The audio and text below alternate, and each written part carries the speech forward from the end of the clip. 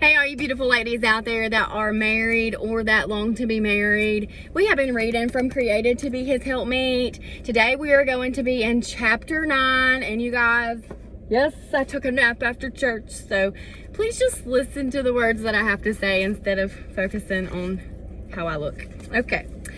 Finding your life in His. From the beginning, God meant for us to be a comfort, a blessing, a reward, a friend, an encouragement, and a right-hand woman. Memories that matter. I watched a movie one time called Dad. It told the story of an old couple in their final years. The wife treated her husband as an inept, controlling him, and always jumping to supply his every need with a patronizing air. She wouldn't even let him pour the milk on his cereal. He seemed to be senile, living in a hazy world. The grown son came home to help the old parents in their last days. The old lady had spent her life controlling and taking care of her Mr. Nice, steady husband. But while the old woman was in the hospital with an ailment, the old man, at the encouragement of his middle-aged son, started going places and doing fun things. Suddenly, grandfather seemed years younger. It was like the calendar was turned back 50 years. He was happy now. When Grandma got out of the hospital, she came home to a changed man.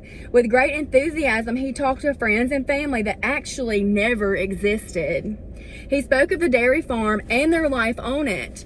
He spoke of their 4 children, but they only had 2. He spoke with his longing of his much-loved, gentle, and obedient wife, quite different from the reality that he had experienced over their many years together. His wife was terribly shaken because she knew there never had been a dairy farm, nor were there more than 2 children. She knew that the woman he remembered so fondly was not her. A psychologist was called in to try to explain what was happening to the old man's mind. The doctor explained to the family that for 50 years, grandfather had worked faithfully at the same factory doing the same old job with his hands, but while his hands worked, his mind was dreaming of the life that he really wanted. It was a life of sunshine and hard work on a dairy farm with his large family of children helping him. As grandfather's mind aged, the pleasant make-believe world that he had lived out in his imagination became more real to him than the caged life that he had actually lived. Because of his wife's controlling hand and his desire to do his duty and please her, he had failed to live his dreams. She had weakened him with her control and her criticism until he created an imaginary world of hope and fulfillment. The simple story illustrated so well the sad reality of many families. The CPA. This letter came from a lady whose husband decided to make his dreams come true. It would have taken a book the size of this one to explain to her why she needs to be her husband's dream lady. I know that this is really what she wants, but she has just temporarily lost her vision. Dear Pearls, I have been married for 19 years, and my husband really is a great guy. He knows the Lord, but has not been as consistent with his Bible reading as I would like to see. I'm not saying anything to him about it yet. Our problems really stem from a change that he made for our family that started about 3 years ago. When we married, he was studying to be a CPA. I helped him through the last year of his schooling and spent 15 years with him going through long hours of tax seasons. I didn't like it much, but I knew that that was his career and that he wanted to find some job that would let him stay at home and be his own boss. I thought that was a noble cause, and I wanted him to be with our sons as they grew up. Well, what he has decided to do now, I can hardly handle. He decided to become a dairy farmer, and we are city people. I told him all along I really didn't have a desire to be a dairy farmer. For 3 years, all he has done is read and research on it. I know that he can make it work, but it is just not something that I want to do. I've had to cope with a lot. He still works in town and rushes home to go work in the barn. I've had to wait on dinner on him the last couple nights until 7 p.m. and then he rushes home and goes straight to the barn. I have really been hurt. I am tired of working and feeling as though we are getting nowhere. This is tearing the family apart. I know that I must be submissive, but I truly do not want to do this. It is not my dream. There was no talk of farming 19 years ago. Yolanda. Yolanda's concept of marriage is all wrong, not at all like God's intention for marriage. God didn't create Adam and Eve at the same time and then tell them to work out some compromise on how that they would achieve each other's personal goals in a cooperative endeavor. He created Adam, gave him an occupation, appointed him as ruler of the planet, endowed him with a spiritual outlook, gave him commands, and specified his occupational duties. Adam commenced his rule of the planet before God created Eve to help him in his life's goals. Adam didn't need Eve's consent. God gave her to Adam to be his helper, not his partner. She was designed to serve, not to be served, to assist, and not to veto his decisions.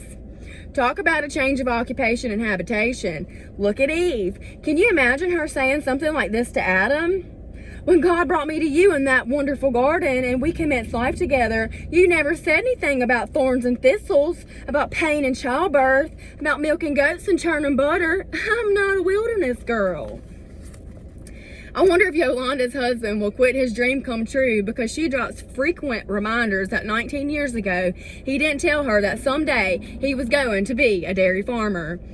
Will her unhappy, overworked expressions break his joy and rob him of his vision? If he does go back to being a full-time CPA, I wonder if he will spend the rest of his life dreaming of a different kind of lady for a wife and a bunch of happy children and a barn full of milk cows.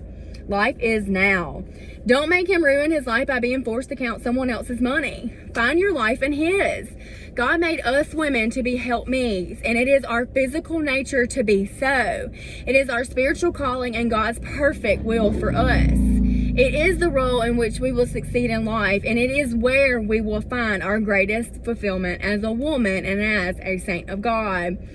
God said in Genesis, I will make him a helpmeet. Paul said, for the man is not of the woman, but the woman of the man. Neither was the man created for the woman, but the woman of the man. 1 Corinthians 11:8-9. Unto the woman he said, and thy desire shall be to thy husband, and he shall rule over thee. Genesis 3:16. When we fight God's will in our husband's dreams, we are frustrated and disappointment. If our husbands are kind, steady men like Yolanda's husband, they will eventually become discouraged and give up trying to please us. If our husbands are command men, then they will leave us behind and find a dairy-loving woman.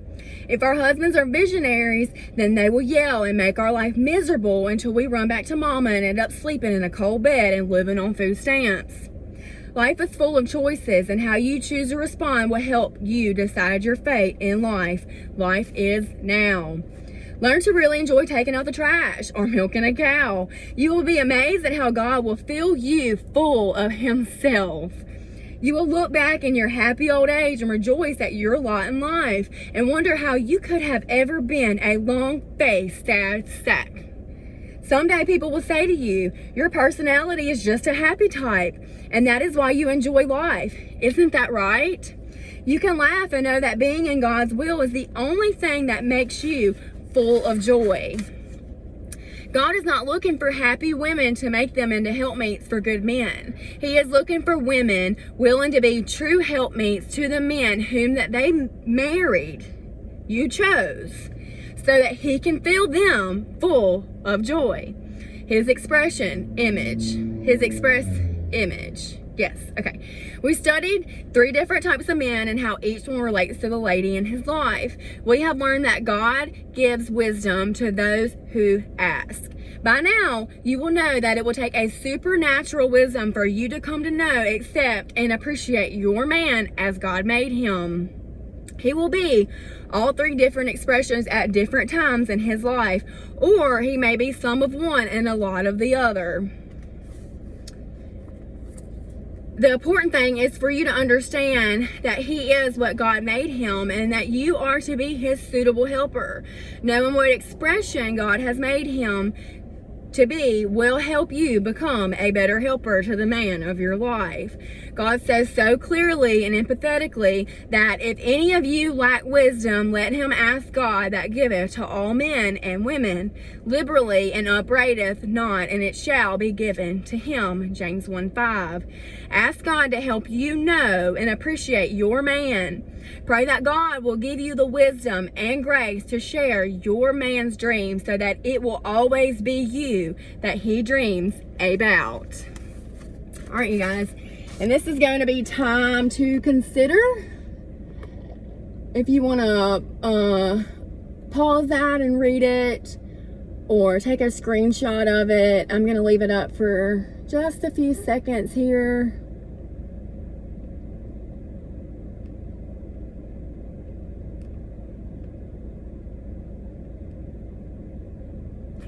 All right, y'all, and that includes chapter 9, and I will see you next time with chapter 10.